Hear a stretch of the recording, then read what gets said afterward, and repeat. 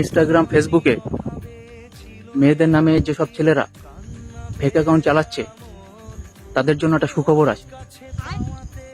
এবার থেকে তারাও পাবে অন্নপূর্ণা ভান্ডারের 3,000 করে টাকা, আর এই টাকা ডাইরেক্ট তাদের অ্যাকাউন্টে ঢুকে যাবে প্রতি মাসে।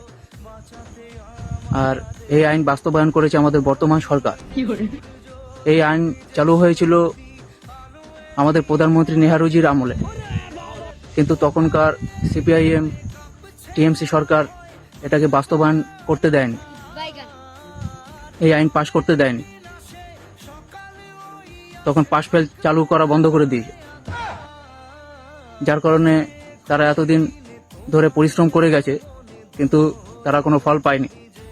কিন্তু আমাদের বর্তমান সরকার তাদের মুখের দিকে তাকিয়ে আজকে অনুলুলুতে বসে এটাই ডিক্লেয়ার দিয়েছে যে যারা ফেক অ্যাকাউন্ট চালাচ্ছে মেয়েদের নামে তাদের জন্য প্রতি মাসে অন্নপূর্ণা ভান্ডারে 3,000 করে টাকা দেবে। তো যারা যারা এই অন্নপূর্ণা ভান্ডারের টাকাটা নিতে চাও, সবাই তাদের ছোট করে একটা করে পাসপোর্ট সাইজের ফটো আমার কাছে পাঠিয়ে দেবে, আর 5,000 করে টাকা পাঠাবে অ্যাকাউন্টে। কারণ তোমাদের যে এতদিন আমরা যে অত্যাচার সহ্য করেছি, পোস্টের যে অত্যাচার, সেটা যে আমরা এতদিন ধরে সহ্য করেছি, তার জন্য এই 5,000 টাকাটা নেওয়া। নয়তো এমনি সরকার বলেনি যে টাকা দিতে হবে।